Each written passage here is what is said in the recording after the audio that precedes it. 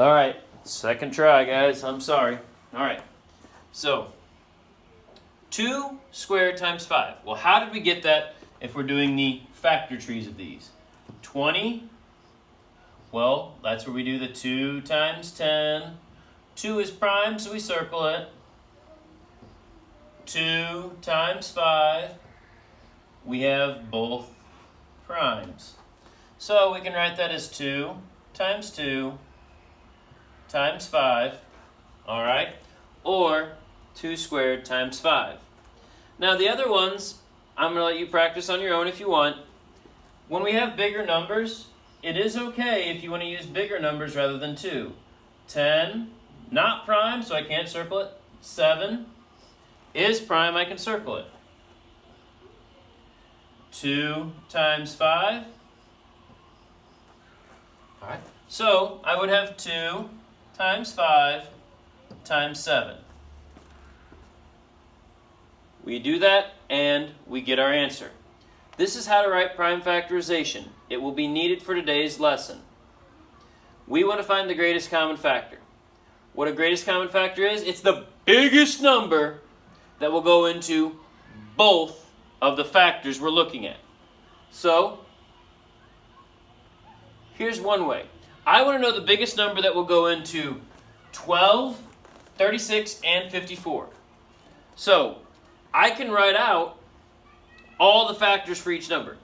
For 12, 1 times 12, 2 times 6, 3 times 4. Remember the rainbow method that Mrs. Letcher talked about?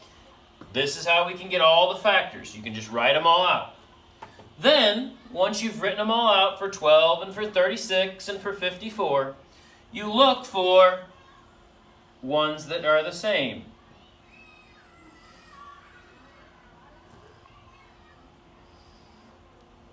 And then also I see that 6 is in all of them. Now, I don't see any other ones that have all 3 with them. Like there's 2 4s, but this one doesn't have a 4. There's 2 9s, but that one doesn't have a 9. There's 2 12s, but that one doesn't have a 12. Only if it's in all 3 does it work. So now I know my GCF is 6 because that's the biggest or greatest common factor for 12, 36, and 54. We do that, and GCF is 6. Here, if we go by the way of listing all the factors again, for 14, 28, and 63, list all the factors of each. You can use that rainbow method. 1 times 14, 2 times 7. 1 times 28, 2 times 14, 4 times 7. It works. Then we can find, they all have 1 in common. They all have, 2 is not in common for all of them. They do all have 7 in common. And notice when you do these problems, you need to list them one right above the other so you can see what they have in common and what they don't. They only have those 2 numbers in common. 7 is the biggest one. Therefore, 7 is your greatest common factor. Okay? Now, we are going to do another way, the prime factorization. This way will simplify things. So, what you want to do is you want to do a factor tree for both of these. So 40, that would be 5 times 8. 8 is not prime, sorry. 5 times 8, 2 times 4. That means 2 times 2. So, for 40, I would have 2 times 2 times 2 times 5. And we can see that written out. For 56, I would have 7 times 8, 2 times 4. My gracious, this is terrible. All right. 2 times 2.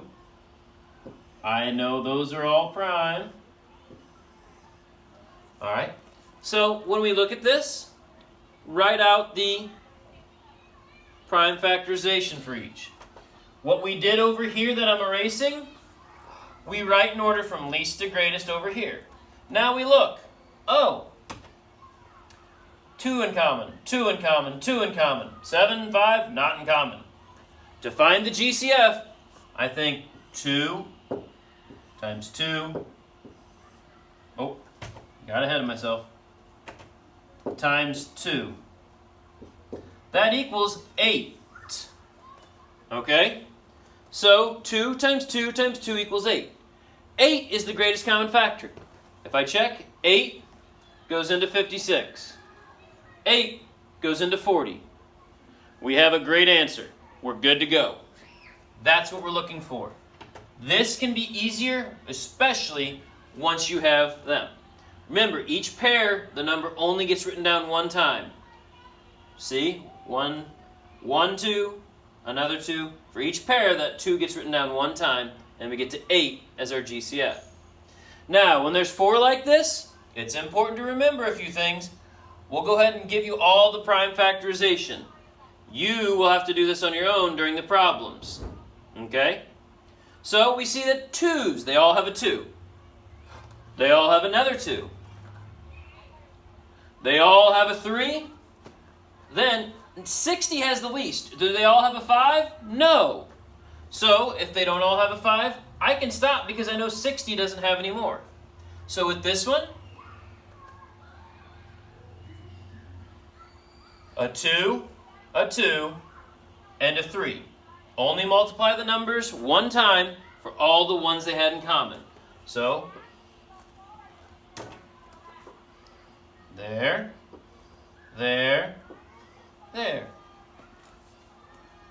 All right, the GCF is 12. Now, here again, where we've got 2 of them, we're going to write all of these. Remember, you'll do a factor tree to get this, and then you write them in order. You'll do a factor tree to get 84, then we're going to look for all the common ones. We have 2, we have 2, we have 3.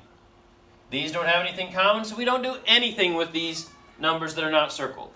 But we take 2 times 2 times a 3, and that will get us our 12, which is our greatest common factor. 12 goes into 72. 12 goes into 84. Hey, that's the biggest number that'll go into both of them. Let's double check it. Oh, they did get the same thing. Wonderful. When we have 4, it's a pain. We only have 2 of those on the homework. All right. 360. See, when you do that first step, always be thinking, how can I make it numbers that are easy to deal with? Oh, I know that's 36 times 10. Then you get 2 times 5, and you get 9 times 4, and you get all of these numbers. So break it down quickly if you can. Okay? For 250, we've got that. For 170, we've got this. All of these seem to have something in common. And for 40, we have 2 times 2 times 5. So we have that. Now what you need to do is you need to look. What are the things they have in common? I see that they all have a 2 in common. Now I'm going to use 170 because they have the least. Do they all have a 5 in common? A 5, a 5, and a 5? Yes, they all have a 5 in common. Do they all have a 17? No. Well, and I don't need to check anything else because I've used up all the numbers for 170. So nothing else can be in common for all of them. All right? So now we would have 2, since they all have 2, and 5. 2 times 5, that's our 10. Watch this. Oh my gracious, how great. 2 times 5 is 10. That is our greatest common factor. Okay? Now today, we see 120, 45, and 100. They all need to make beads with the bracelet. So we're going to go through. Pretty much the plan is, find the GCF of these. So when I do 120, the prime factorization tree, or the factor tree, and for 100 and for 45, I get these numbers. When we look at them, 45 has the least, so I look at it. Are there 3s in all of them? No. Are there 3? No. Are there 5s in all of them? Oh, there is a 5 in all of them. There's only one number So what does that mean? The greatest common factor for these three numbers is 5. If there's only one number, you write it one time. 5 is your answer. Let's look back. All right. So now, if you saw, I apologize, 18 and 24. So let's look. We go through here, understanding the problem, all the flies. Oh, it's a greatest common factor problem. All right. So what are these? When you do the greatest common factor for 24 and 18, it's important that you write them one right above the other. Oh, they have a 2 in common. I look at 18. They have a 3 in common. No other numbers in common. So 2 times 3, 6 is my greatest common factor, I would bet. Okay. 2 in common. They have a 3 in common. Notice if you don't match the same ones as them, it's still okay. So 6 is our greatest common factor. We can look back and we can do that. Now, for the homework, it would be good to practice these out. Okay? Do your factor tree for 28. Oh, I know that 28 is 2 times 2 times 7 because I did the factor tree earlier. I know 40 is 2 times 2 times 2 times 5. Okay? Now you're needing to decide what number is there. I see they both have a 2. I see they both have another 2. They don't both have a 7. So that's all the matches. So I see 2 times 2. 4 is my greatest common factor. If we do 24 and 56, hopefully you'll pause it and try it on your own. 24, 56. 24 is 2 times 2 times 2 times 3. 56 is 2 times 2 times 2 times 7.